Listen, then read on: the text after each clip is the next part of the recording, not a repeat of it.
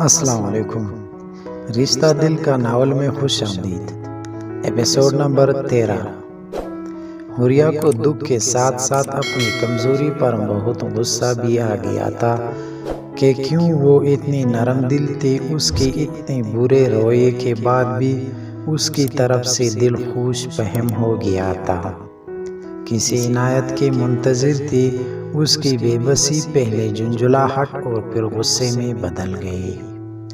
تبھی حمد مٹی میں لتڑا روتا ہوا واپس آیا، جسے دیکھ کر حال میں بیٹھے تینوں نپوس حیران ہی ہو گئے تھے۔ حوریہ کو تو باقاعدہ صدمہ ہو گیا تھا۔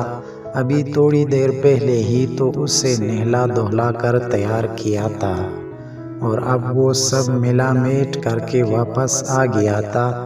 ہم کو دوبارہ نہلانے کا سوچ کر ہی حوریہ کو خوف آ رہا تھا۔ حمد، یہ سب کیا ہے بیٹے؟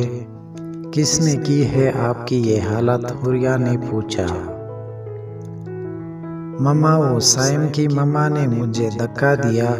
مالی انکل پودوں کو پانی دے رہا تھا، ادھر ہی گر گیا۔ ہم نے روتے ہوئے کہا۔ کیا دھکا؟ لیکن کیوں؟ آپ نے کیا کیا تھا؟ دھکے کا سن کر ہی حوریہ کو کچھ ہونے لگا۔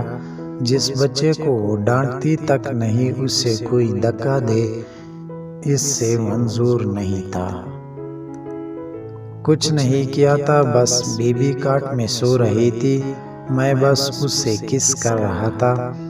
آنٹی نے دھکا دیا اور کہا اس کی بیبی کو تنگ نہ کرو، اپنی مما سے کہو کہ وہ ایک بیبی لا کے دے۔ آپ مجھے میری بیبی لا دے، ان کی بیبی سے بھی پیاری، بالکل آپ کی جیسی۔ ہم نے روتے ہوئے کہا۔ کیا انہوں نے تمہیں اس لیے دھکا دیا؟ آپ ادھر بیٹھو، میں ابھی آتی ہوں۔ ہمت کیسے ہوئی ان کی میرے بچے کو دھکا دینے کی؟ ہم کو وہیں چھوڑ کر حوریہ مسز ملک کے گھر چلی گئی۔ اب خیر نہیں مسز ملک کی، سیم نے ہنستے ہوئے کہا۔ اسے دیکھ کر حمد بھی رونا بھول کر چپ کر گیا۔ کیا مطلب؟ آہل نے اس سے ہنستے دیکھ کر پوچھا۔ سب ابھی سمجھ آ جائے گا، ابھی تھوڑی دیر میں یہاں ورلڈ وار لگے گی۔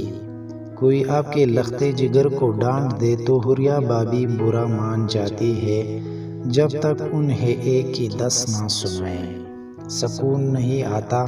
آج تو معاملہ ہی اور ہے۔ آپ کا شہزادہ مار کھا کر آیا ہے، پتہ نہیں کیا کرے گی۔ جائے انہیں واپس لے آئیں، کہیں سر ہی نہ پھاڑ دے مسز ملک کا۔ آہل ابھی گیٹ کے پاس ہی پہنچا تھا کہ حوریہ کے زور زور سے بولنے کی آوازیں آنے لگی، جو غصے سے مسز ملک کو کہہ رہی تھی، شرم آنی چاہیے آپ کو، ہمت کیسی ہوئی آپ کی میرے بیٹے کو دھکا دینے کی؟ اگر اس سے کچھ ہو جاتا تو؟ ہوا تو کچھ نہیں ہے نا؟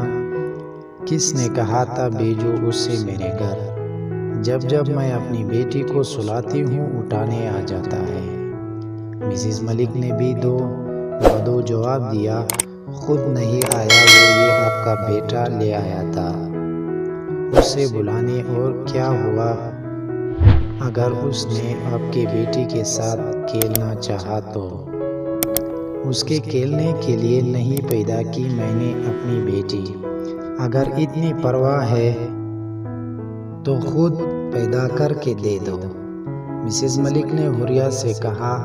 ہاں کر لوں گی خود پیدا، جب میرا دل چاہے گا۔ آپ کو مشورے دینے کی ضرورت نہیں ہے، آپ اپنا کام کریں۔ حوریہ گھر چلو۔ آہل نے حوریہ کا ہاتھ کھینچ کر زبردستی ساتھ لے جاتے ہوئے کہا۔ گھر میں آتے ہی وہ حوریہ سے کہنے لگا، یہ سب کیا ہے؟ مجھے یہ بالکل بھی پسند نہیں ہے کہ میری بیوی یوں جاہلوں کی طرح لوگوں کے گھر جا کر لڑائیاں کرتے پھرے۔ آہل کی بات سن کر تو حوریہ کو غصہ آیا اور اگلی پچھلی کسر نکالتے ہوئے کہنے لگی، اوہو، تو اب آپ کو یاد آیا ہے کہ آپ کی ایک بیوی بھی ہے۔ جس طرح بیوی یاد آ گئی ہے ویسی بھی یہ بھی یاد کر لیں کہ ایک بیٹا بھی ہے جو اس حالت میں گھر آیا ہے۔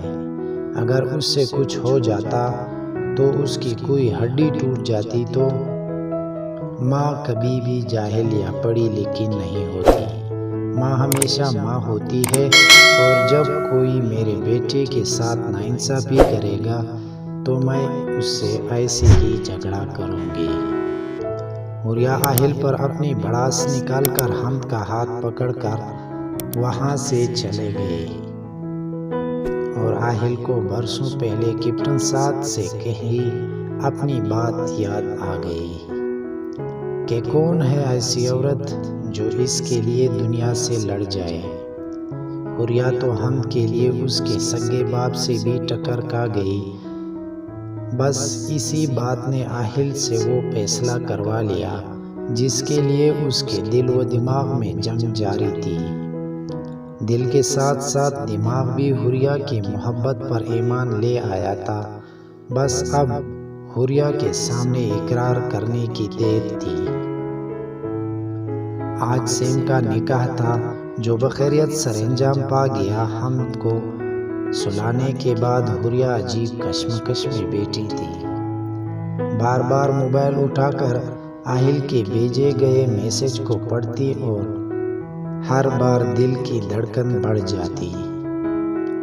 کل سے اسے آہل کے بدلے انداز مشکل میں ڈالے ہوئے تھے۔ اس کے مشکلوں سے سمجھائے دل کو بار بار دھڑکا رہا تھے، بغاوت پر مجبور کر رہا تھا۔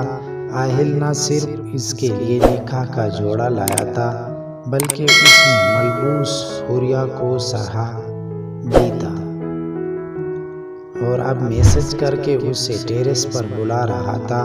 اپنے آپ کو ایک نظر شیشے میں دیکھنے کے بعد حوریہ ٹیرس کی طرف بڑھ گئی جہاں آہل اس کا منتظر تھا۔ کوئی کام تھا آپ کو؟ آپ نے بلایا تھا؟ ٹیرس پر جا کر حوریہ نے آہل سے پوچھا، بغیر کسی کام کے میں آپ کو بلا سکتا ہوں کیا؟ حوریہ کے سوال کے جواب میں آہل نے سوال کیا، آپ نے ایسا رشتہ بنایا ہی کب ہے جس میں بغیر کسی کام کے ملاقاتیں ہوں؟ نہ چاہتے ہوئے بھی شکوہ کیا۔ اگر اب میں ایسا رشتہ بنانا چاہوں تو؟ حوریہ کے شکوے کو سن کر آہل نے سوال کیا، جس سے سن کر حوریہ نظریں جھکا گئی۔ جھکی نظروں سے حوریہ نے آہل کو آواز سنی، سمجھ نہیں آ رہا کیا کہوں، تم سے معافی مانگوں، تمہارا شکریہ ادا کروں، یا پھر تم سے اظہار محبت کروں؟ آخر بار پھر ایک لمحے کو حوریہ نے نظریں اٹھائے اور آہل کی آنکھوں میں اپنا عکس دے کر واپس جھکا لی۔ حوریہ، تمہارا میری زندگی میں آنا بہت غیر متوقع اور عجیب تھا۔ ہم فوجیوں کی زندگی بھی عجیب ہوتی ہے۔ اپنی فیملی کو خدا کے سپرد کر کے مہینوں گھر سے دور رہ کر ملک کی حفاظت کرتے ہیں۔ ایسے میں کئی ایسے لمحات آتے ہیں جو دوسرے لوگ انہیں جیتے ہیں اور ہم بس انتظار کرتے رہتے ہیں کہ کب ہمیں انہیں جینے کا موقع ملے۔ میں جب کسی کا چھوٹا بچہ دیکھتا ہوں تو اپنے بچے کو دیکھنے، اسے پیار کرنے کے لیے تڑپ جاتا تھا۔ جب کسی فیملی کو ساتھ بیٹے دیکھتا تھا تو یہی خواہش تھی کہ اگر زندگی نے موقع دیا تو سارا وقت اپنی فیملی کے ساتھ گزاروں گا۔ ہر فوجی کے گھر سے دور رہ کر دل سے بس یہی ایک دعا نکلتی ہے کہ بس اس کی فیملی حفاظت سے رہے، انہیں کچھ نہ ہو۔ ایسے میں جب مجھے پتا چلا کہ کوئی میری غیر موجودگی میں میرے گھر میں رہ رہا ہے تو یقین مانو یہ بات جسم سے روح کھینچ لینے کے لیے کافی تھی۔ میری زندگی میں سب سے زیادہ اہم میری فیملی ہے، اور جب بات فیملی پر آ جائے تو پھر مجھے کچھ نظر نہیں آتا۔ بس اسی لیے میں تمہارے ساتھ اتنی سختی سے پیش آیا۔ ہم فوجیوں کو جتنی دعا دینے والے ہوتے ہیں اتنی ہی ہمارے دشمن بھی ہوتے ہیں۔ ایک فوجی ہونے کے ناطے یہ سب میری ڈیوٹی کا حصہ ہے۔ ہمیں ہر وقت چوکنا رہنا ہوتا ہے۔ ہم بہت جلد ہر کسی پر بھروسہ نہیں کر سکتے، اسی لیے میرا تم پر شک کرنا فطری تھا۔ لیکن بہت جلد میری ساری غلط فہمیاں دور ہو گئی تھی۔ مجھے بس ایک چیز پیش قدمی سے روک رہی تھی، اور وہ ہم کے لیے انسیکیورٹی تھی۔ میرے لیے اس بات پر یقین کرنا مشکل تھا کہ تم ہم سے اس قدر محبت کرتی ہو۔ مجھے لگ رہا تھا کہ یہ سب عارضی ہے، بہت جلد یہ محبت ختم ہو جائے گی۔ کوئی بھی عورت اتنی اچھی نہیں ہوتی کہ اپنی سوتیلی اولاد سے محبت کرے۔ یہی چیز ہر بار میرے بڑھتے قدموں کو روک دیتی تھی۔ آج کل کے اس نفسا نفسی کے دور میں تم جیسی محبتوں سے گوندی لڑکی کا ملنا بہت مشکل ہے۔ تم نے مجھے احساس دلایا کہ اس دنیا کی ساری عورتیں بری نہیں ہوتی۔ تم نے مجھے محبت پر اعتبار کرنا سکھایا۔ میں سچے دل سے تمہاری محبت پر ایمان لے آیا ہوں۔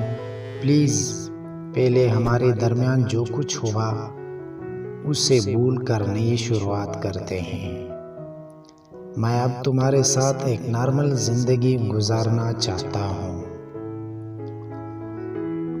الجھے تو تلخیوں کے حد سے گزر گئے، الجھے تو تلخیوں کے حد سے گزر گئے، ٹوٹے تو کرچیوں کے حد سے گزر گئے۔